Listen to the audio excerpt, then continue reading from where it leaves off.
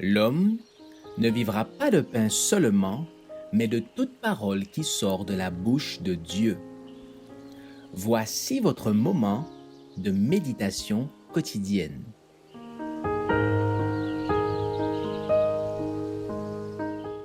Vous recevrez une puissance. L'esprit se retirera bientôt, le 30 mai. L'esprit et l'épouse disent « Viens ». Que celui qui entend dise « Viens ». Que celui qui a soif vienne. Que celui qui veut prenne de l'eau, de la vie, gratuitement. Apocalypse 22, verset 17. Le temps de grâce ne durera plus longtemps. Dieu retire maintenant de la terre sa main protectrice.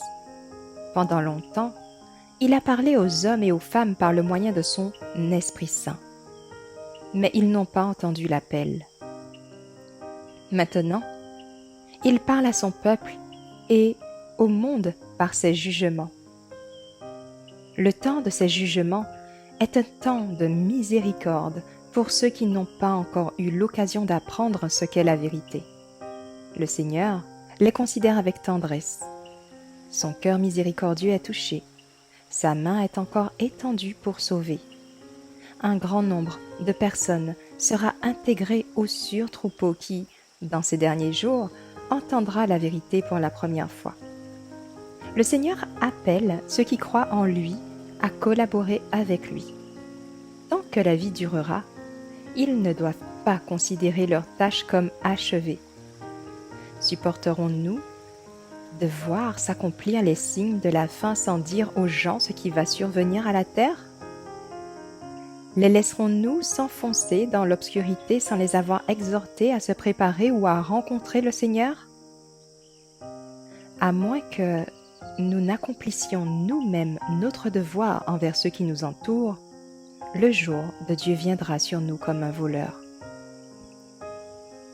La confusion remplit le monde et une grande terreur saisira bientôt les êtres humains. La fin est très proche. Nous qui connaissons la vérité, devrions nous préparer à ce qui surprendra bientôt le monde.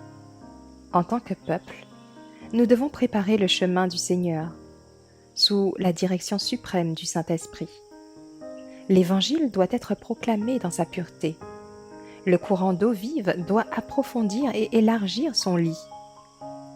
Dans des territoires éloignés, des hommes seront appelés de leurs charrues et de leurs emplois commerciaux et seront formés aux côtés d'hommes d'expérience. Tandis qu'ils apprennent à travailler efficacement, ils proclameront la vérité avec puissance. Par l'action merveilleuse de la providence divine, des montagnes de difficultés seront balayées. Le message, qui a tant de signification pour les habitants de la terre, sera entendu et compris. Des hommes sauront ce qu'est la vérité. De l'avant, toujours plus, l'œuvre avancera, jusqu'à ce que toute la terre ait été avertie. Alors viendra la fin.